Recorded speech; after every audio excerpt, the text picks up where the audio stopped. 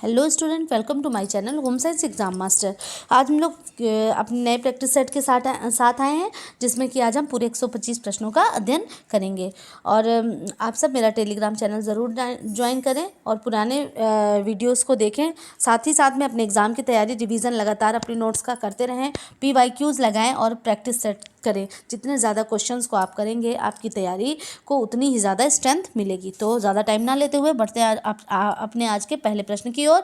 और हमारा पहला प्रश्न है, 1 किलो चीनी का दाम 15 है तो 4 किलो चीनी का दाम कितना होगा। तो 15 को किससे क्या करेंगे, 4 से हम मल्टीप्लाई कर देंगे। तो वहाँ पर क्या हो जाएगा, हमारा आंसर क्या हो जाएगा, 60। हाँ, तो यहाँ पर आपका रेट 16 करेक्ट होता है। इतना तो आप सभी कर सकते हैं। सुलभ शौचालय का एक उत्तम एवं आदर्श शौचालय है क्योंकि इसमें मल कीड़े द्वारा समाप्त कर दिया जाता है।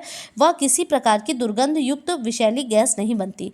तो और वातावरण में प्रदूषण का भय नहीं रहता। इसके दूषित पानी को नदी भी गंदा नहीं होता। तो यहाँ पर क्या हो जाता है, आपका ऑप्शन नंबर डी करेक्ट सही हो जाता है। सारी चीज़ें सही है। विष खाने वाले व्यक्ति की पहली पहचान क्या है। तो पुतलियों का सिकुड़ जाना या फैल जाना विष खाने वाले व्यक्ति की पहली पहचान है। आज हम लोग फटाफट से क्वेश्चन करेंगे, ज़्यादा डिटेल में नहीं जाएंगे कि आपके सामने से ज़्यादा प्रश्न गुजरे।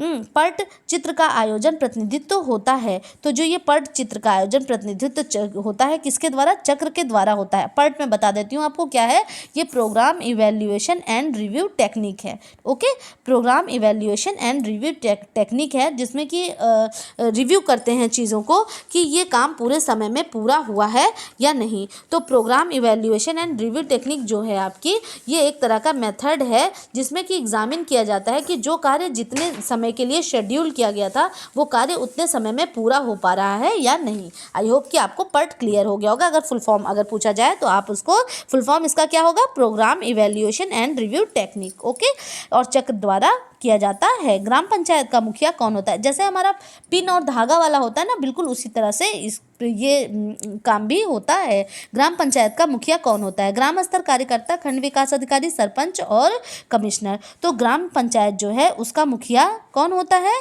ये हमारा जो आपका सरपंच है वही क्या है, इसका मुखिया होता है। भारत सरकार द्वारा जवाहर रोजगार योजना प्रारंभ की गई। तो भारत सरकार के द्वारा जवाहर रोजगार योजना 1989 में प्रारंभ की गई। किसी भी परितंत्र में कालांतर में जीवों की संख्या स्थिर हो जाती है या जीवों की संख्या स्थिर होने का कारण क्या होता है। तो ये अपघटक, उपभोक्ता और उत्पादक और उपभोक्ता, तो ये सारी चीज़ें इस पर निर्भर करती हैं। तो ये सभी यहाँ पर करेक्ट आंसर हो जाता है। देखिए, पर्यावरण से भी प्रश्न आया हुआ है। अगला है कि का अर्थ है एक घर में आंतरिक भागों को ताजा करने के लिए दूषित वायु को बाहर निकालना तथा शुद्ध वायु को परिसंचरित करना। तो ये किसका काम भाई, ये वायु का आवागमन जो है उससे संबंधित है, जिसको हम वेंटिलेशन भी कहते हैं। अगला है हमारा, मनुष्यों से मनुष्य तक पहुंचने वाला छूत रोग क्या है। तो वो क्या है हमारा, हाइड्रोफोबिया। इसको रेबीज या हाइड्रोफोबिया कहते हैं, या कुत्ते से मनुष्य में संक्रमित होने वाला रोग है। ठीक है, इसमें क्या पानी से डर हो जाता है, हल्का बुखार प्रकट होता है, बाद में वह शोर, तेज रोशनी व ठंडी हवा या जल से डरने लगता है। इसके बचाव के लिए एंटी रेबीज टीका लगाया जाता है। अगला है, नेत्रदान में जो डोनर की आंख है उसमें कौन सा भाग प्रयोग किया जाता है। ये क्वेश्चन बहुत ज़्यादा पूछा जाता है। तो उसमें क्या डोनेट क्या होता है, कार्निया आपका डोनेट होता है। अगला है प्रश्न है, मेरुरज्जु में कुल कितनी जोड़ियां तंत्रिका, मेरुरज्जु में से कितनी जोड़ियां तंत्रिकाएं निकलती हैं। तो मेरुरज्जु में से कुल 33 जोड़ियां तंत्रिकाएं निकलती हैं। श्वेत रक्तकण के उत्पन्न रोग निरोधकता क्षमता निम्नलिखित में से किस कोटि के अंतर्गत आती है। तो ये आपके किस कोटि के अंतर्गत आती है, ये प्राकृतिक रोग क्षमता के अंतर्गत आती है। अगला प्रश्न है, कौन सा हार्मोन हृदय की धड़कन एवं रक्त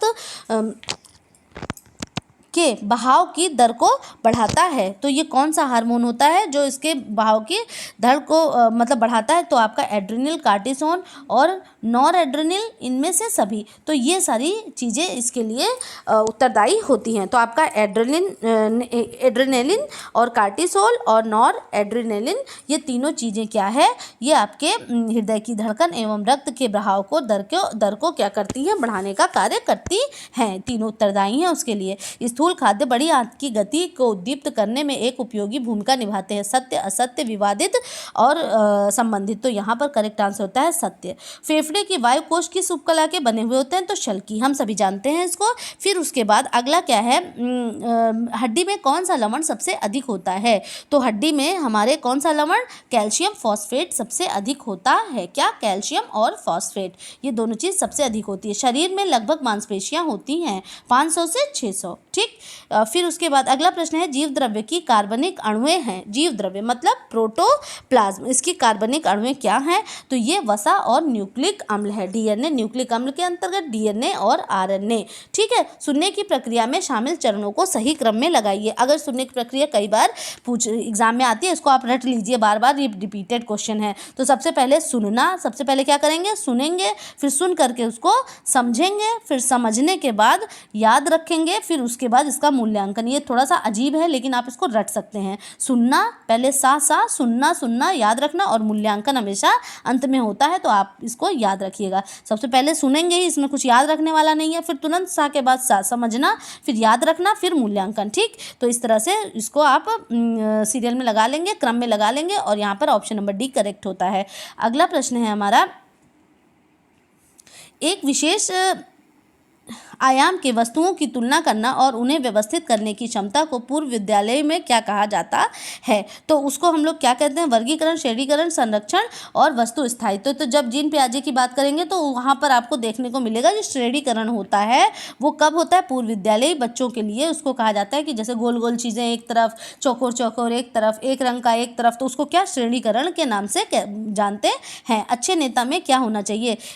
एक नेतृत्व का गुण जन्म से होता है, तो जन्म से कुछ भी नहीं होता। दूसरों को प्रभावित करने में समर्थ होते हैं, हाँ होते हैं। दायित्वों को प्रत्यायोजित करने में समर्थ होते हैं, हाँ होते हैं। स्वभाव के स्वेच्छाचारी होते हैं, नहीं ऐसा नहीं होता। तो हमारा बी और सी करेक्ट हो जाता है। ऑप्शन नंबर बी यहाँ पर करेक्ट है।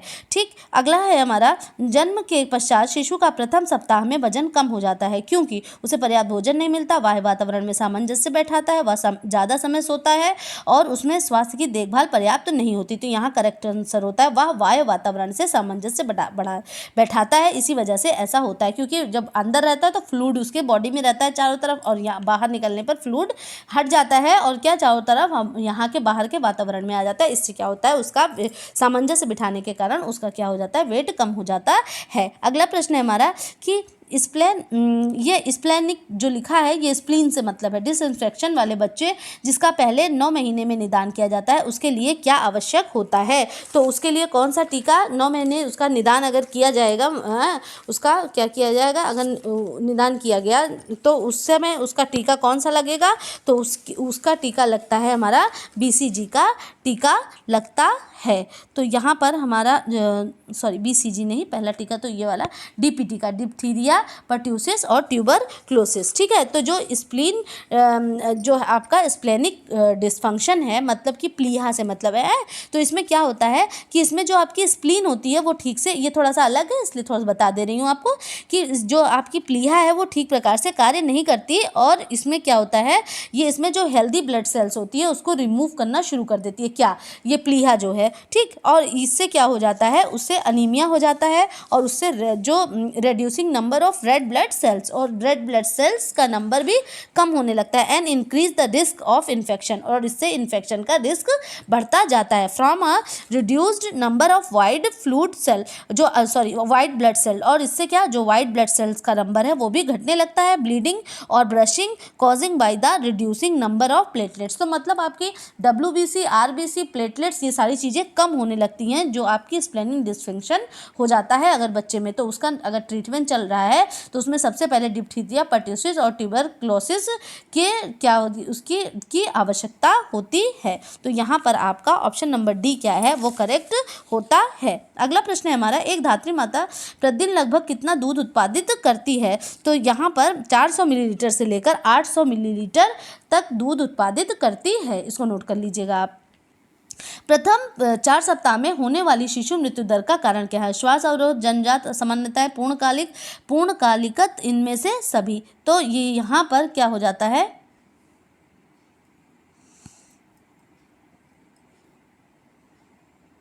एक मिनट,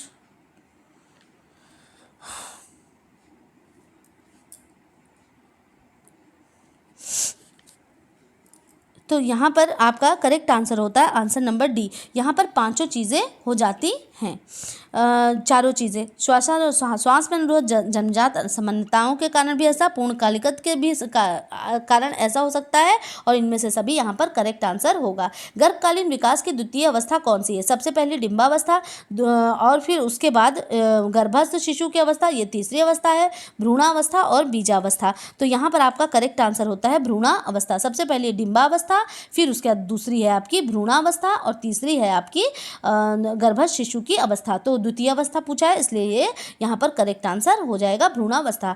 वह अंश जिसके द्वारा माता पिता भ्रूण को पोषण पहुँचाता है, वो चीज़ क्या चीज़ है?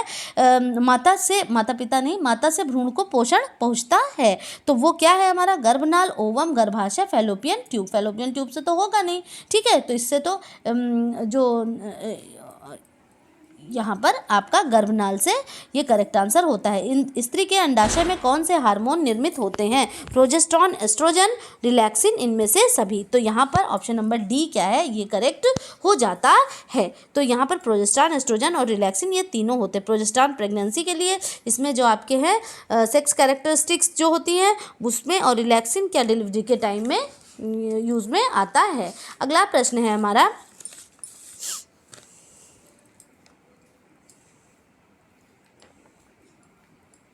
हाँ, एरिक्सन के अनुसार मनोसामाजिक विकास का जो पहला चरण है वो कौन सा है? तो एरिक्सन के अनुसार मनोसामाजिक विकास का पहला चरण क्या है? ट्रस्ट वर्सेस मिसट्रस्ट, मतलब विश्वास बनाम अविश्वास, ये पहला चरण है। और एरिक्सन ने कितने चरण दिए हैं? इन्होंने कुल 8 चरण दिए हैं। एग्जाम में पूछा हुआ प्रश्न है।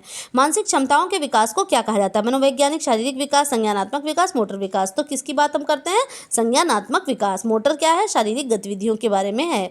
कोहलबर्ग के नैतिक के सिद्धांत के अंतर्गत निम्न में से कौन सी अवस्था प्राक रूढ़िगत आती है, रूढ़िगत भी आती है और पश्च रूढ़िगत भी आती है? तो यहाँ पर ये पहली है, ये दूसरी है और ये तीसरी है, ठीक। और पियाजे की बात हम करें तो जीन पियाजे से इससे मतलब नहीं, तो ऑप्शन बी यहाँ पर करेक्ट होता है। धीमा विकास करने वाले बच्चों को इसके द्वारा पहचाना जाता है। किसके द्वारा? गति कुशलता, समन्वय में देरी, बोलने में देरी, सामाजिक व्यवहार में देरी, भावनात्मक व्यवहार में देरी। तो यहाँ पर किस चीज़ के द्वारा पहचाना जा सकता है? तो यहाँ पर हम पहचान सकते हैं आपके गति कुशलता में देरी से पहचानते हैं कि क्या होता है इससे, कि धीमा इन बच्चों का विकास धीमा हो रहा है। संदर्भ व्यक्ति की आयु वर्ष होती है 20 से 50, 20 से 29, 20 से 39 और 25 से 55, 25 से 60। तो यहाँ पे 20 से 39 है, जो ये पहले थी और इसको अब क्या कर दिया गया? चेंज कर दिया गया है। तो अब ये क्या हो गई है आपकी? 18 से 29 वर्ष हो गई है।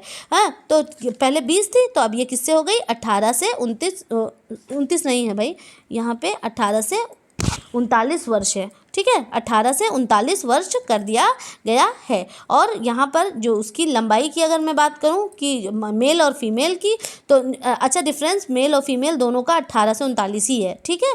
और यहाँ पर हाइट 163 और इसकी 151 सेंटीमीटर। अपने देश का सुयोग्य नागरिक बनने तथा अपने सामाजिक एवं पारिवारिक दायित्वों को सफलतापूर्वक निभाने, सेंटीमीटर नहीं, यहाँ पे इंच होगा, ठीक है। अपने देश का सुयोग्य नागरिक बनने तथा अपने सामाजिक एवं पारिवारिक दायित्वों को सफलतापूर्वक निभाने के आवश्यक गुण एवं क्षमताओं विकसित करने में महत्वपूर्ण भूमिका निभाता है। कौन महत्वपूर्ण भूमिका निभाएगा? घर, स्कूल, वन, कोई नहीं। तो यहाँ पर क्या है? स्कूल, क्या? स्कूल, ठीक है। तो सुयोग्य नागरिक कहाँ से? स्कूल से ही बनेंगे। दांतों के प्राथमिक सेट, दूध के दांत, कितने दांत होते हैं? तो उनकी संख्या 20 होती है। आपने सुना ही होगा कि अस्थायी दांतों की संख्या कितनी होती है? 20 होती है। मनुष्य के शारीरिक आयामों को मापने के लिए काम में आने वाली तकनीकी क्या है? शारीरिक आयाम को अगर नापेंगे कि मतलब कमर, जो आपका वेस्ट का क्या है, हिप का क्या है, हेड सरकमफ्रेंस क्या है, इन सारी चीज़ों को जो नापते हैं उसको क्या कहते हैं? हम लोग एंथ्रोपोमेट्री के नाम से जानते हैं, ठीक है। तो ये क्या है? एंथ्रोपोमेट्री, जो मतलब मानवमिति। मूल्यांकन में प्राइम विधि में निम्न घटक आते हैं। प्राइम विधि, खाद्य मूल्य से लाभ जोड़ा जाता है, वास्तविक श्रम मूल्य से जोड़ा जाता है, श्रम साध्य उत्पाद जोड़ने की विधि, लाभ को प्रत्येक उत्पाद के दाम में से जोड़ना। ठीक है, तो यहाँ पर आपका करेक्ट आंसर हो जाता है खाद्य मूल्य में लाभ को जोड़ना। प्राइम विधि क्या है मूल्यांकन की? खाद्य मूल्य में लाभ को जोड़ना। ये क्या है? इसके घटक हैं। एक सीखने सिखाने की स्थिति में सीखने के विशेष पदों का निम्न क्रम होता है, इसको आपको बताना है। तो यहाँ पर जो पदों का निम्न क्रम है वो क्या है आपका? तो सब सिखाना सीखने की स्थिति में जो पदों का निम्न क्रम है उसमें सबसे पहले आपका है क्रम जो है आपका, सबसे पहले उसमें क्या है? सबसे पहले ध्यान देंगे, ध्यान के बाद आपका आ जाता है समझ, समझ के बाद आती है अनुभूति, अनुभूति के बाद अवधारणा, फिर सीखना। ओके, सबसे पहले ध्यान देंगे, फिर अंडरस्टैंडिंग हो जाएगी, फिर उसके बाद अनुभूति हो जाएगी, फिर कॉन्सेप्ट डेवलपमेंट हो जाएगा, फिर लर्निंग हो जाएगी। ठीक है, ध्यान, समझ, अनुभूति, अवधारणा एवं सीखना। तो ये यहाँ पर आपका ये प्रश्न समाप्त होता है। अगला है मस्तकाधोमुखी विकास क्रम में शरीर का विकास होता है। मस्तक से मतलब सर से, ठीक है, सिर से हाथ की ओर, सिर से पैर की ओर, तो यहाँ पर क्या होगा? सिर से पैर की ओर। विकास पर शोध कार्य में महत्वपूर्ण योगदान दिया है चार्ल्स डार्विन ने, एन बेले ने, जीन पियाजे ने और बी बेल्विन ने। विकास के शोध पर कार्य, तो यहाँ पर इन्होंने दिया है, ये आपका कौन है? जीन पियाजे महोदय। ठीक है, डेवलपमेंट, और वो भी खास करके कॉग्निटिव डेवलपमेंट की अगर हम बात करते हैं तो। प्रसार शिक्षा अनौपचारिक शिक्षा है या किसने कहा है? तो ये आपके LD केल्से ने कहा है। किसने? LD केल्स ने कहा है। आपकी कॉलोनी में कोचिंग कक्षाओं को आरंभ होने की घोषणा करने वाला पर्चा किस प्रकार का उदाहरण है? तो ये हमारा मौखिक माध्यम, स्थानीय माध्यम, सम्मिश्रण माध्यम, अप्रत्यक्ष। तो भाई स्थानीय जगह ये जहां हम रहते हैं, लोकल है ना, तो इसीलिए ये आपके लोकल माध्यम के अंतर्गत आता है। यूनिसेफ की स्थापना कब हुई? यूनिसेफ की स्थापना 44 में, 1945 में, 1946 में, 1949 में। तो यूनिसेफ की स्थापना कब हुई है? 1946 में हुई है। आरंभिक बाल कल्याण, देखभाल और विकास के लिए विश्व के सबसे बड़े और सर्वाधिक अद्भुत सीमा के परे कार्यक्रम में से एक है। तो कौन सा वो कार्यक्रम है? NIN, ICMR, WHO, ICDS। तो आरंभिक बाल्यकाल की देखभाल एवं विकास के लिए सबसे बड़े सर्वाधिक अद्भुत सीमा की बात करें तो हमारा कौन सा कार्यक्रम है? ICDS है। जबकि जो कब 2 अक्टूबर सन 1975 में किया गया। इसमें आरंभिक बाल्यकाल देखभाल और विकास के लिए विश्व के सबसे बड़े और सर्वाधिक अद्भुत सीमा के परे कार्यक्रमों में से एक है। इसमें गर्भवती एवं धात्री माता एवं शिशुओं के स्वास्थ्य सेवा के साथ ही अन्य सेवाएं भी प्रदान की जाती है। उद्देश्य 0 से 6 वर्ष के बालकों के स्वास्थ्य स्तर में सुधार लाना, बच्चों के पोषण स्तर में सुधार लाना और बाल मृत्यु की समस्याओं को कम करना है। और इसके लिए अनौपचारिक शिक्षा में भी क्या है? उसमें शैक्षणिक मतलब अनौपचारिक शिक्षा उसके लिए है जो औपचारिक शिक्षण कार्यक्रमों में प्रवेश नहीं पा सकते हैं। अनौपचारिक शिक्षा में पूर्व निर्धारित पाठ्यक्रम नहीं होते, केवल उपयोगी तकनीकी ज्ञान की शिक्षा दी जाती है। ये कौन सा है आपका? अनौपचारिक शिक्षा के अंतर्गत आता है। तो ये आपकी अनौपचारिक शिक्षा किसके लिए? जिसको औपचारिक शैक्षिक कार्यक्रमों में प्रवेश नहीं कर पाते हैं। तो यहाँ पे आपका 45 का एक करेक्ट आंसर होता है।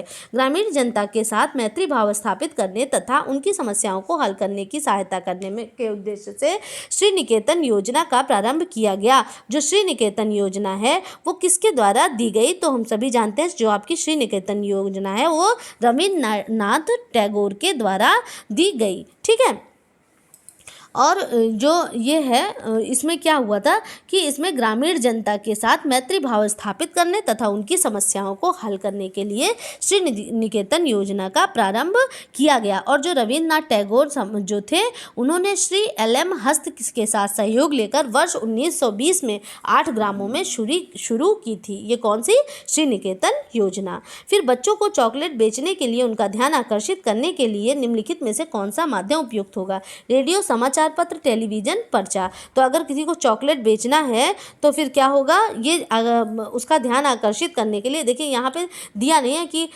लोकल स्तर पर या कैसे स्तर पर, तो मतलब कि आपका पूरा बड़े मास को अगर बताना है तो चॉकलेट का क्या चित्र दिखाएंगे, तो वहाँ पे क्या आंसर हो जाएगा? टेलीविजन। नेता इस प्रकार का परिचालन करता है जैसे वह लोगों पर भरोसा नहीं कर सकता। तो यहाँ पर क्या हो जाता है आपका? लोकतांत्रिक, लेसेज फेयर और तानाशाही तानाशाही या सामान्य। तो ठीक है, तो तानाशाही हम लोग खूब समझ रहे हैं कि नेता इस प्रकार का है कि वो सोचता है कि सारे लोग मूर्ख हैं और सबसे ज़्यादा बुद्धिमान हम हैं और हमें किसी के ऊपर भरोसा नहीं करना, हम अपने हिसाब से सारे काम करेंगे। मूक संचार का उदाहरण टेलीविज़न, पत्र, टेलीफोन या रेडियो है। देखिए एक अलग टाइप का मूक संचार का उदाहरण की बात यहाँ पर कर रहे हैं, ये अलग तरह से है ये आपका। तो मूक संचार में क्या आ जाएगा? पत्र आ जाएगा। ठीक है, तो मूक संचार ये आप याद रखेंगे, मूक संचार का क्या है? पत्र, मतलब इसमें कोई भी आवाज़ नहीं है। अगला प्रश्न है आपका, ग्रामीण जीवन के विकास के लिए उपयोगी ज्ञान के फैलाव को हम प्रसार कहते हैं। यह कथन किसका है? ग्रामीण जीवन के विकास के लिए उपयोगी ज्ञान को क्या हम कहते हैं? फैलाव कहते हैं, एक्सटेंड करते हैं। तो ये किसका? हमारा SW भट्ट महोदय का कथन है। ठीक है, फिर अगला है, नर्सरी स्कूल के कार्यक्रम में होना चाहिए स्वतंत्र खेल व निर्देशित कार्यक्रमों में संतुलन। अधिक स्वतंत्र खेल व कम निर्देशित कार्यक्रम, अधिक निर्देशित कार्यकलाप व कम स्वतंत्र खेल नहीं होने चाहिए। तो यहाँ पर करेक्ट आंसर हो जाता है स्वतंत्र खेल व निर्देशित कार्यक्रमों में संतुलन होना चाहिए। ओके, बहुत ज़्यादा आप निर्देशित ना करने लगें कि बच्चे अब फ्री होकर के खेल ही ना पाएँ। 1932 में कॉलेज स्तर पर गृह विज्ञान शिक्षा लागू करने वाली पहली संस्था कौन सी है? 1932 में कॉलेज स्तर पर। ठीक है, तो वो कौन सी संस्था है भाई? Lady Irwin college Delhi. ठीक है, गृह विज्ञान लागू करने वाली पहली संस्था क्या है आपकी? लेडी इरविन कॉलेज दिल्ली है। अगला प्रश्न है, रंग का हल्कापन व गहरापन क्या कहलाता है? तो रंग का जो हल्कापन और गहरापन है वो कहलाता है आपका वैल्यू कहलाता है। बल्कि अगर चमकीलापन होता तब फिर वहाँ पे क्या हो जाता हमारा? तब वहाँ पर हमारा क्रोम हो जाता, क्रोमा। ठीक है, तो अगला क्या है? ह्यू क्या है? नेम ऑफ कलर ही है हमारा। तो घरेलू फर्नीचर खरीदते समय ध्यान रखना चाहिए कि वह सजावटी हो, उपयोगी हो, सस्ता हो और नक्काशीदार हो। तो घरेलू फर्नीचर जब भी हम खरीदें तो हमें क्या ध्यान देना चाहिए कि वह उपयोगी हो, जिस कार्य के लिए हम उस खरीद रहे हैं उसको वह पूरा करने वाला हो। जापानी पुष्प सज्जा इकेबाना में सबसे बड़ी टहनी द्योतक है। स्वर्ग की, मनुष्य की, पृथ्वी की, इनमें से कोई नहीं। तो सबसे बड़ी वाली टहनी जो है वो स्वर्ग की द्योतक है, जो उससे छोटी है वो मनुष्य की, और जो सबसे नीचे है वो पृथ्वी की द्योतक होती है। 3 प्रकार की टहनियाँ होती हैं। ठीक है, अगला है, किसी आर्किटेक्ट के द्वारा बनाया गया बिल्डिंग मैप कहलाता है। क्या कहलाता है? संरचनात्मक सूक्ष्म डिजाइन, रचनात्मक डिजाइन, ज्यामितीय डिजाइन। तो आर्किटेक्ट ने बनाया इसीलिए ये क्या कहलाएगी? ज्यामितीय डिजाइन कहलाती है। अगला प्रश्न है हमारा, एक अभिकल्प या परिधान के अंदर की सभी संधियों के बीच के संबंध को कहा जाता है लय, समरसता, अवधारणा या अनुपात। तो यहाँ पर इसका करेक्ट आंसर होता है आपका आंसर नंबर डी। क्या होता है? अनुपात कहलाता है। संबंध क्या कहा जाता है? अनुपात कहा जाता है। डिजाइन या परिधान के अंदर की सभी संधियों के बीच का संबंध क्या कहलाता है? अनुपात कहलाता है। 3 दीवार वाले रसोई घर को कहते हैं। अगर उसमें 3 दीवार है तो वो कौन सा रसोई घर है? वो हमारा यू आकार का रसोई घर है। तो यहाँ पर आपका ऑप्शन नंबर डी सही होता है। अगला प्रश्न है हमारा, निम्नलिखित में से कौन सा घरेलू उपकरण समय और ऊर्जा की बचत करने वाला उपकरण है? समय की भी बचत हो और ऊर्जा की भी बचत हो। तो telephone, pressure cooker, DVD player, television. तो क्या इससे किसी की समय बचत हो रही है? तो सिर्फ हमारा प्रेशर कुकर ही है जिससे बचत हो रही है और ऑप्शन कुछ भी नहीं है।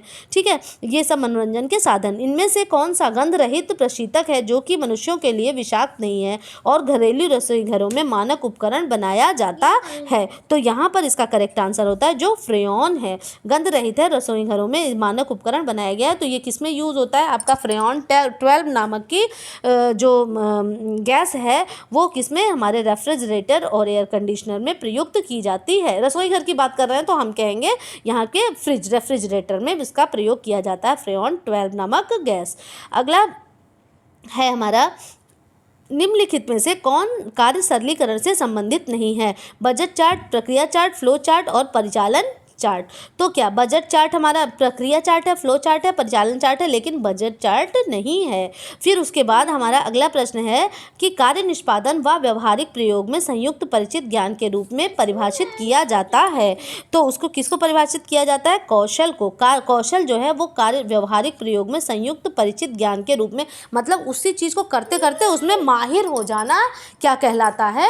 आपका कौशल कहलाता है। अगला है हमारा, बहुपति विवाह, बहुपत्नी विवाह, समूह विवाह और अनियंत्रित विवाह, ये सभी प्रकार है।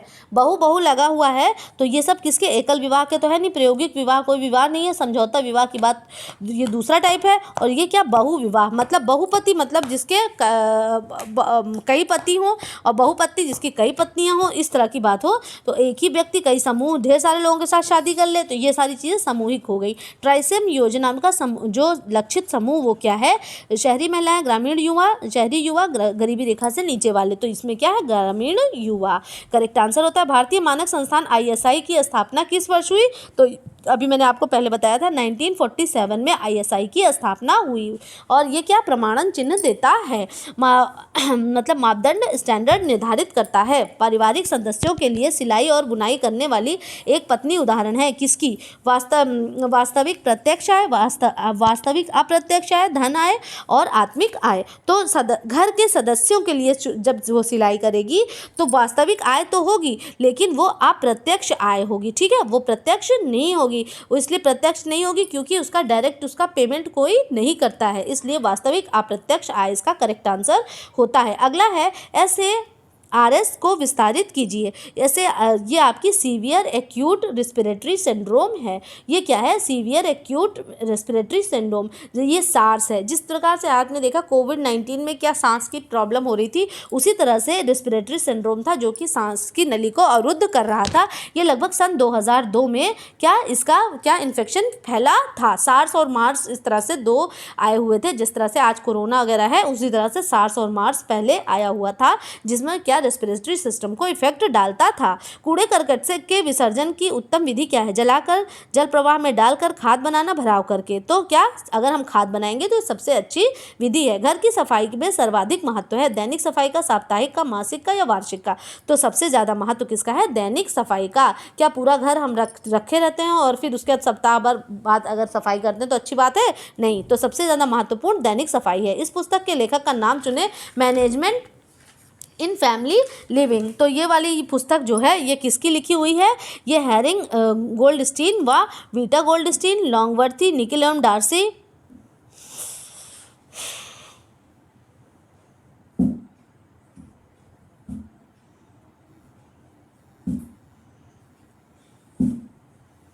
एक मिनट,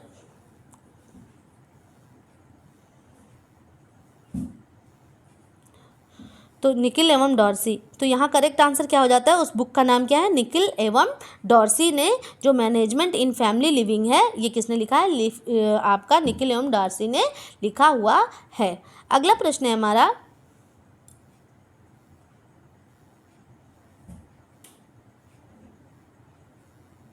निर्णय प्रक्रिया को प्रभावित करने वाला तत्व नहीं है, ज्ञान, मूल्य, योजना, पारिवारिक संसाधन। तो जो हमारी निर्णय डिसीजन प्रोसेस जो है उसको ज्ञान भी प्रभावित, पारिवारिक संसाधन भी और मूल्य भी करेंगे, लेकिन योजना का कोई प्रभाव नहीं पड़ेगा निर्णय प्रक्रिया पर।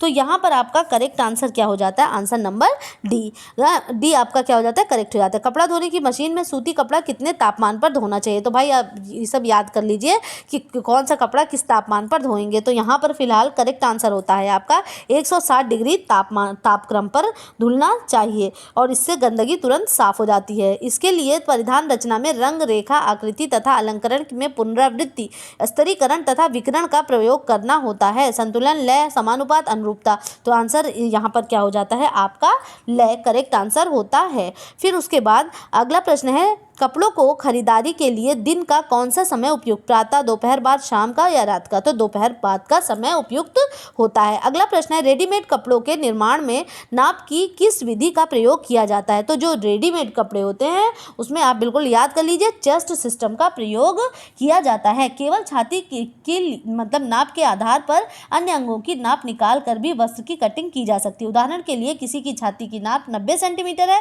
तो गर्दन 30 सेंटीमीटर होगी तथा कंधा क्या होता है 20.5 सेंटीमीटर होगा। इसी प्रकार अन्य नापें भी निकाली जाती है, मतलब यह प्रोडक्शन किया जाता है उसी के आधार पर। तो आपने देखा होगा एक स्टैंडर्ड साइज होती है उनके पास और उसी के आधार पर वो कपड़े बना लेते हैं। ढाका मसलिन बुने हुए पैटर्न के साथ किस नाम से जानी जाती है। तो ढाका मसलिन की बात हो रही है तो हम बिल्कुल जामदानी को स्किप नहीं कर सकते। तो ये क्या, जामदानी जो है ये ढाका मसलिन से बुने हुए पैटर्न के वस्त्र है, मतलब साड़ियाँ है। और फिर अगला है, कौन सी सी कढ़ाई सुमेलित नहीं है? कसूती कर्नाटक की है, मोती भारत दिल्ली की नहीं है, कच्छ गुजरात की है, मुर्री लखनऊ की है। तो यहाँ पर ऑप्शन नंबर बी जो है वो क्या हो जाता है, आपका करेक्ट हो जाता है, क्योंकि मोती भारत जो हमने बताया था आपको, भारत कहाँ का, गुजरात का है। शहर जो जरी कढ़ाई के लिए प्रसिद्ध है, जरी की कढ़ाई के लिए कौन सा शहर प्रसिद्ध है, हमारा बनारस प्रसिद्ध है। अवरोधक छपाई के लिए प्रयोग किया जाता है, तेल का, लेई का, मोम का, गोंद का।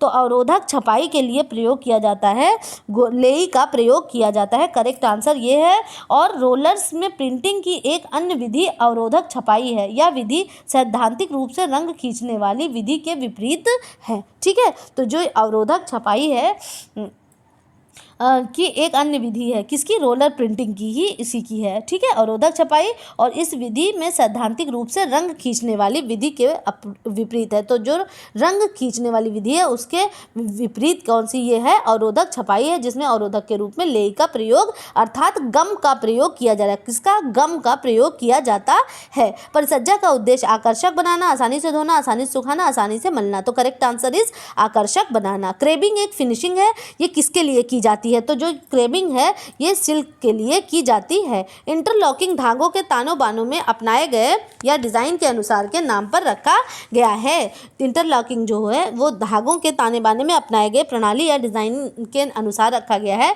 तो यहाँ पे धागे, रेशे, वस्त्र, बुनाई, तो यहाँ पर क्या हो जाता है, करेक्ट आंसर इज बुनाई। इंटरलॉकिंग धागे के ताने बानों में अपनाए गए प्रणाली या डिजाइन के अनुसार बुनाई नाम रखा जाता है। बुनाई द्वारा वस्त्र निर्माण अत्यंत प्रचलित एवं पुरानी कला है। अधिकांश वस्त्रों का निर्माण बुनाई के द्वारा होता है और इसमें वार्प और वेफ्टियांश का प्रयोग होता है। अगला है हमारा, निम्नलिखित में से कौन सा अग्नि प्रतिरोधी वस्त्र है, तो अग्नि प्रतिरोधी वस्त्र हमारा क्या हो जाता है, नोमेक्स हो जाता है। मैंने जो आपके अग्नि प्रतिरोधी वस्त्र हैं उसका भी मैंने उसमें 6-7 वस्त्र हैं, उसकी एक लिस्ट है, वो मैंने टेलीग्राम पे सेंड कर दिया, आप वहाँ से उसको लेकर के नोट कर सकते हैं। ठीक है, तो यहाँ पर करेक्ट आंसर हो जाता है नोमेक्स हो जाता है। स्पेंडेक्स नहीं होगा क्योंकि स्पेंडेक्स क्या, लचीला वस्त्र है जो कि स्पोर्ट्समैन के द्वारा पहना जाता है।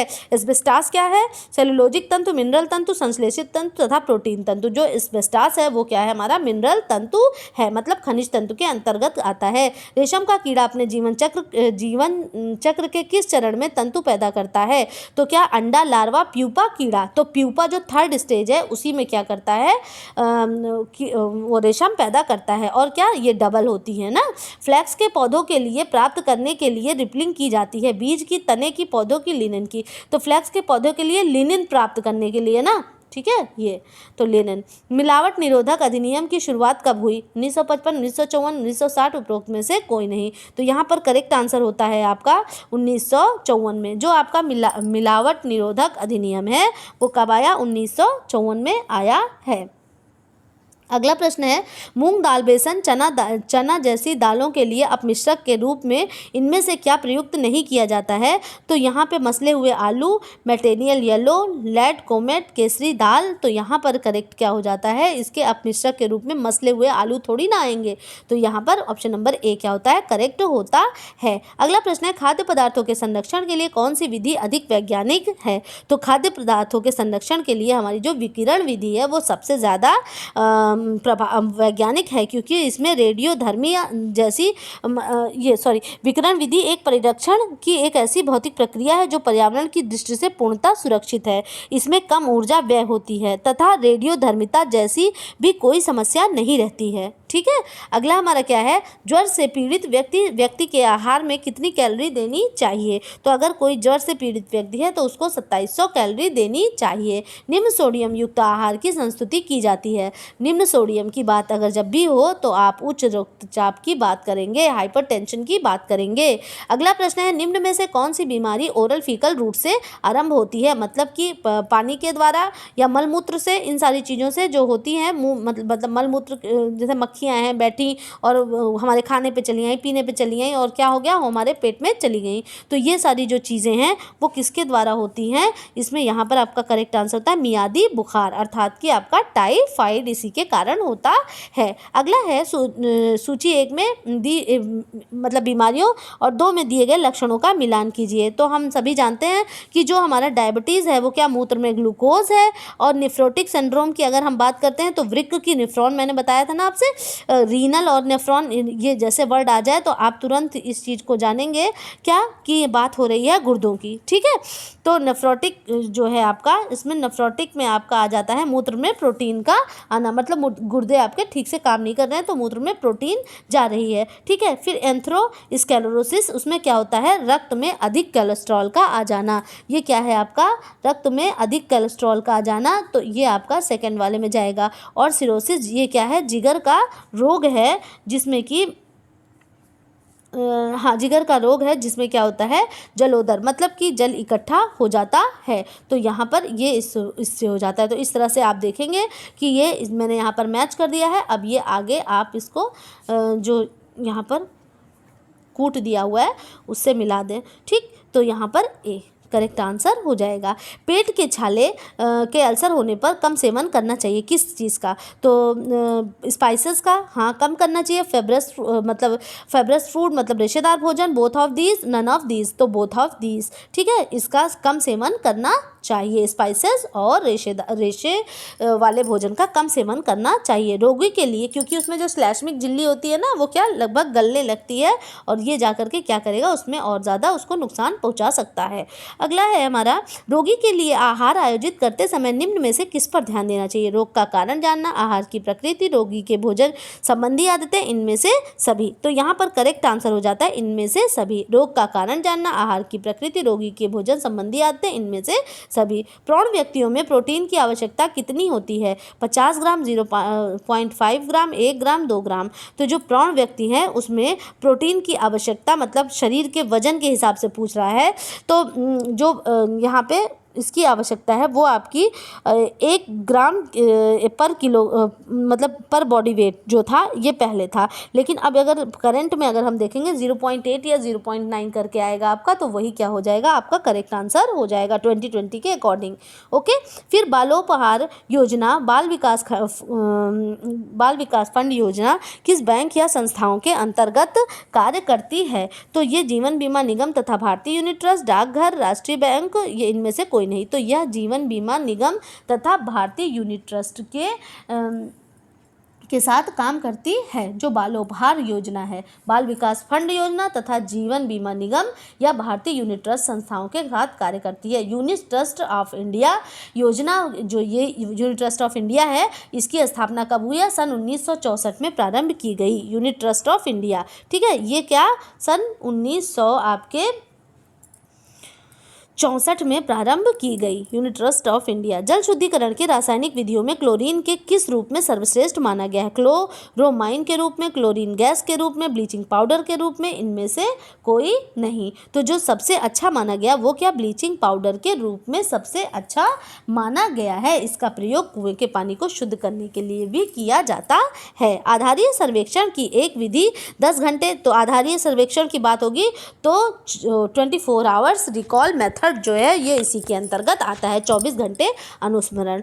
निम्नलिखित में से कौन से भोजन लैक्टिक एसिड किण्वन द्वारा उत्पादित होते हैं। जो लैक्टिक एसिड की बात यहाँ पर कर रहा है उसके किण्वन से क्या उत्पादित होता है, तो बियर, पनीर, सिरका, दही। तो लैक्टिक एसिड जो है वो लैक्टोबैसिलस नामक जीवाणु के द्वारा दही का क्या होता, दही जमता है। कच्चे फलों से कठोर गंध आती है क्योंकि उसमें होता है, क्या होता है उसमें, ट्रिप्सिन इनहिबिटर। क्या होता है, ट्रिप्सिन इनहिबिटर उसमें पाया जाता है। ठीक है, ये क्या ट्रिप्सिन इनहिबिटर क्या करते हैं, ये इस तरह की मतलब कठोर गंध, मतलब इस तरह की गंध उत्पन्न करते हैं कि जो वाइल्ड जो कीड़े मकोड़े हैं, जो बर्ड्स हैं, मतलब इनसे अपने आप को सुरक्षित करने के लिए इनको प्राकृतिक रूप से ये दिया गया है। ठीक है, तो कठोर गंध किस चीज़ से, ट्रिप्सिन इनहिबिटर से आती है। अगर हम कहें कि फल जो मीठे होते हैं उसमें जो सुगंध आती है वो किस कारण से, तो उसमें ईस्टर्स के कारण वो सुगंध आती है, और ईस्टर्स में कैसी फ्रूटी स्मेल आती है ईस्टर्स में।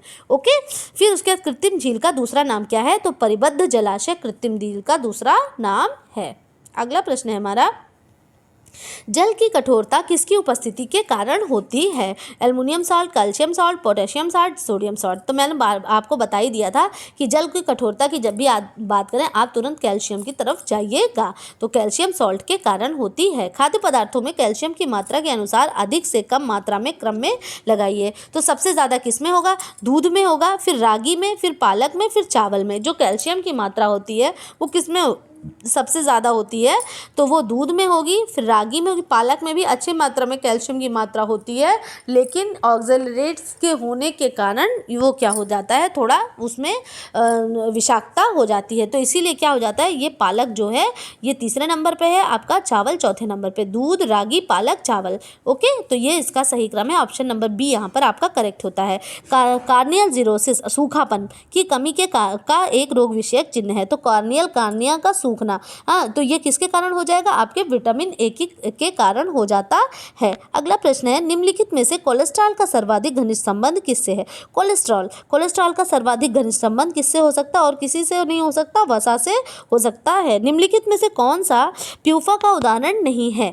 प्यूफा का उदाहरण कौन सा नहीं है? तो ये ओलिक अम्ल जो है ये प्यूफा का उदाहरण नहीं है। ऑप्शन नंबर ए यहाँ पर करेक्ट होता है। और ये जो उदाहरण है ये सारे किसके? म्यूफा के हैं। Linoleic acid, arachidonic acid, linolenic acid, ये किसके उदाहरण हैं? ये आपके ये प्यूफा का उदाहरण नहीं है, ओलिक एसिड ना। तो ये प्यूफा का उदाहरण नहीं, किसका उदाहरण है? म्यूफा का। ठीक है, और ये प्यूफा का जो उदाहरण है वो लिनोलिक एसिड, लिनोलेनिक एसिड और आर्किडोनिक एसिड है। तो आप याद रखेंगे ओलिक एसिड जो है ये हमारे म्यूफा में है, और म्यूफा मस्टर्ड डायल में भी म्यूफा जो है अंतर्गत मस्टर्ड डायल भी आपका आता है। और जो आर्किडोनिक है और लिनोलिक और लिनोलेनिक है, इन तीनों में क्या होता है आपका, ये किसके अंतर्गत आता है? ये प्यूफा के अंतर्गत आता है। Poly unsaturated fatty acid, MUFA mono unsaturated fatty acid. और जो मस्टर्ड डायल है उसमें ओमेगा 3 भी पाया जाता है। ये बहुत अच्छा है हमारे हेल्थ के लिए। प्रकृति के सीधे तौर पर प्राप्त होने वाली विटामिन कौन सी है जिसके लिए भोज्य पदार्थ की भी जरूरत नहीं होती? हम सभी जानते हैं सनशाइन विटामिन, हमारी विटामिन डी। अगला है, ऊर्जा वाह का वह प्रमुख स्रोत निम्न में से कौन सा है जिसे कुल दैनिक भोजन का प्रमुख भाग होना चाहिए? सबसे प्रमुख भाग आप हमेशा याद रखेंगे क्या होना चाहिए? कार्बोहाइड्रेट होना चाहिए। ठीक है, तो सबसे ज़्यादा जो हमें ऊर्जा होनी चाहिए वो किससे मिलनी चाहिए? वो कार्बोहाइड्रेट से मिलनी चाहिए। इसमें जो कार्बोहाइड्रेट है इसमें जो आपका हाइड्रोजन है उसका और ऑक्सीजन, इसमें क्या है? कार्बन, हाइड्रोजन और ऑक्सीजन। तो इसमें क्या होता है, जो हाइड्रोजन है वो कितना है आपका 2 भाग, और ऑक्सीजन क्या है 1 भाग। तो 2:1 का होता है। तो इसमें आपका हाइड्रोजन क्या 2 भाग होता है और ऑक्सीजन 1 भाग होता है। इसको ये अनुपात आप याद रखेंगे। अगला है हमारा कार्बोहाइड्रेट करेक्ट आंसर है। रक्त हानि की रोकथाम कहलाता है। और 60 आपको मालूम है 65% तक ऊर्जा हमें किससे? कार्बोहाइड्रेट से ही प्राप्त करनी चाहिए। रक्त हानि की रोकथाम कहलाती है समस्थिति, रक्त का थक्का जमना, इंथ्रोपोइसिस, स्कंदन। तो क्या कहलाती है? रक्त का थक्का जमना कहलाती है। डॉक्टर एम स्वामीनाथन द्वारा निम्नलिखित में से कौन से खाद्य वर्ग की अनुशंसा की गई? मैंने आपको ये आपके फूड ग्रुप्स जो हैं उसका भी मैंने लेक्चर अलग से बनाया, आप उसको पढ़ लें। उसमें बहुत तरह के फूड ग्रुप्स हैं और आपको क्लियर हो जाएगा। मनुष्य 10 कैलोरी ऊर्जा प्राप्त करता है किससे? 1 ग्राम कार्बोहाइड्रेट से, 2 ग्राम कार्बोहाइड्रेट से, 2.5 ग्राम कार्बोहाइड्रेट से, 5 ग्राम कार्बोहाइड्रेट से। तो जो मनुष्य है वो सबसे ज़्यादा ऊर्जा 10 कैलोरी ऊर्जा कैसे प्राप्त कर ले जाएगा? वो हमारे 2.5 ग्राम कार्बोहाइड्रेट से। तो जैसे अगर इससे 4 मिला हमको, फिर उसके बाद फिर उसके यहाँ पे 4 मिला, फिर 4 मिला, फिर 2। ठीक है, तो यहाँ 1 से कितना मिल गया हमें? 10 कैलोरी ऊर्जा अगर मिलनी है तो 1 ग्राम से हमको 4 मिल गई, 1 ग्राम से 4 मिल गई तो हमारी 8 हो गई, और आधे ग्राम से क्या हो गई? 2 हो गई। तो सारे सबको मिला लिया तो हमने यहाँ पर 4 4 8 2 10। तो इस तरह से 2.5 ग्राम कार्बोहाइड्रेट से हमको ये मिल गया। बुद्धि लब्धि निकालने का फॉर्मूला क्या है? तो बुद्धि लब्धि निकालने के लिए बार बार मैं बताती हूँ, सर हमेशा ऊपर होता है, मेंटल ऊपर होता है, तो MA/CA मतलब मेंटल एज, क्रोनोलॉजिकल एज और इंटू 100। ये हमारा क्या है? IQ का फॉर्मूला है। ठीक है, और ये किसके द्वारा दिया हुआ है? स्टर्न महोदय के द्वारा दिया हुआ फॉर्मूला है। ये भी मैंने आपको क्लियर कर दिया है। फिर अगला क्या है प्रश्न आपका? अनुसंधान द्वारा स्वयं संकलित किए गए आंकड़ों को क्या कहा जाता है। जैसे हम खुद जाकर के कलेक्ट कर रहे हैं, लोगों से क्वेश्चन पूछ रहे हैं, उनसे कोई भी जानकारी ले रहे हैं, उसको एकत्रित कर रहे हैं, तो वो हमारे प्राथमिक डेटा के अंतर्गत आती है, वो जो प्राथमिक आंकड़ों के अंतर्गत आती है। और ये अगला प्रश्न है, जनसंख्या शिक्षा जनसंख्या समस्याओं से संबंधित ज्ञान के प्रति चेतना है, यह परिभाषा किसकी है। तो यह परिभाषा किसकी है, तो ये परिभाषा वर्लेसन महोदय की है, मार्शल वर्लेसन और वीडरमैन और एस चंद्रशेखर। तो ये किसकी परिभाषा है, वर्लेसन की परिभाषा है। अगला है हमारा, बाह्य रक्तस्राव को रोकने के लिए प्रयोग की जाती है नुकीली पट्टियां, लंबी पट्टियां, गर्म सेक वाली पट्टियां, इनमें से कोई नहीं। तो कौन सी पट्टियां हैं भाई, वो लंबी पट्टियां हैं जो कि रक्तस्राव को रोकने के लिए प्रयोग की जाती हैं। लेविंसन ने अपनी पुस्तक में वयस्क विकास का मॉडल प्रस्तुत किया। इस पुस्तक का शीर्षक passages, seasons of a man's life, adaptation to life और हाउ वी एज। ठीक है, तो ये लेविंसन महोदय जो हैं, इन्होंने वयस्क विकास मॉडल में seasons of a man's life ये वाली पुस्तक लिखी, जिसका मतलब ये पुस्तक का उनके नाम है। पर्यावरण के अजैविक घटक, तो जैविक और अजैविक दो प्रकार के घटक होते हैं। तो वायु क्या है, अजैविक, जल भी अजैविक और स्थल भी अजैविक, इसलिए इनमें से सभी करेक्ट आंसर हो जाता है। व्यक्ति के व्यक्तित्व झलकता है, चित्रों के चुनाव, घर की साज सज्जा, कीमती सामान से, इनमें से कोई नहीं। तो जो हमारा व्यक्तित्व है, जैसे हमारे घर का रखरखाव होता है, उसी से झलकता है। फिर उसका है, ऊन जिस प्रोटीन का बना होता है उसे क्या कहते हैं, उसे फाइब्रिन, केराटिन, एल्ब्यूमिन और ग्लोब्यूलिन कहते हैं। अंडा वंडा बता दिया सब, ठीक है। तो यहाँ पर करेक्ट क्या हो जाता है हमारा, केराटिन। केराटिन क्या है, ये ऊन में पाई जाने वाली प्रोटीन है। और अगर हम फाइब्रिन की बात करें तो फाइब्रिन किस में, हमारे प्रोटीन में पाई जाती है। और कौन सी, 95% फाइब्रिन और कितना 5% क्या, सिरसिन नामक गम इसमें पाया जाता है। केराटिन किस में, वूल में पाया जाता है। अगर 3 अस्तर आ जाते हैं तो फिर क्या हो जाता है, यहाँ पर हमेशा वूल की बात होते हैं। जब हॉरिजेंटली इसको कट करते हैं तो क्या होता है, तो ये इसमें 3 अस्तर पाए जाते हैं, ठीक है। और अगर इसको वर्टिकली अगर करेंगे तो कैसा स्ट्रक्चर, स्केली स्ट्रक्चर इसमें पाया जाता है अगर वर्टिकली करेंगे तो। फिर अगला प्रश्न है, एक बच्चे की शारीरिक, भावनात्मक और बौद्धिक क्षमता को विकसित करता है खेलना, खाना, चिल्लाना, अनुपूरक। तो यहाँ पर करेक्ट आंसर होता है खेलना। खेलना शारीरिक और भावनात्मक और बौद्धिक क्षमता तीनों का विकास करता है। फिर अगला प्रश्न है, सामाजिक व्यवहार जन्म के समय शुरू होता है, सत्य है या असत्य है या संबंधित नहीं, विवादित है। तो कभी भी सामाजिक व्यवहार जन्म के समय थोड़ी ना शुरू होता है। जन्म के बाद जब बच्चा अपने परिवार से बाहर निकलता है तब धीरे धीरे करके उसका सामाजिक व्यवहार होता है। तो यह कथन असत्य है। 6 महीने से 2 वर्ष के बीच में बच्चों के अस्थायी दांतों की संख्या क्या होती है। तो बच्चों के जो अस्थायी दांत हैं उनकी संख्या 20 होती है। फिर शरीर के ऊतक में पानी के जमा होने को कहते हैं पेलाग्रा, स्कर्वी, ओडेमा और एस्ट्रोमलेशिया। एडेमा की स्थिति क्या है, जिसमें स्वेलिंग आ जाती है और ऊतकों में पानी इकट्ठा हो जाता है जिससे बॉडी स्वेल कर जाती है। गेहूं में पाया जाने वाला प्रोटीन क्या है, गेहूं में पाया जाने वाला प्रोटीन क्या है, ग्लूटेन है। और ग्लूटेन जो है उससे कौन सा, ग्लूटेन की एलर्जी जब होती है तो उससे कौन सा रोग हो जाता है, तो उससे सीलियक नामक रोग हो जाता है। इसको आप याद रखेंगे, ठीक है। किससे, सीलियक नामक रोग हो जाता है, जिसमें क्या, व्यक्ति को ग्लूटेन से एलर्जी होती है, उसका पेट खराब होना, पेट में दर्द होना, इस तरह के आंत संबंधी विकार उत्पन्न हो जाते हैं। इसी के साथ आज का हमारा मॉडल प्रैक्टिस सेट खत्म होता है और आई होप कि आपको पसंद आया होगा। और धीरे धीरे करके मैं बहुत सारे क्वेश्चंस आपको बता दिए हैं। आप लगातार प्रश्नों को पढ़ते रहें, जो नहीं समझ में आता उसको कई बार रिवाइज करके पढ़ें और अपनी नोट्स को बार बार दोहराते रहें। कंसिस्टेंसी एंड रिवीजन, ये समझिए कि आपकी सक्सेस का की है और हमें इसको करते रहना है, ठीक है। ओके, तो आज के लिए बस इतना ही। Okay, bye.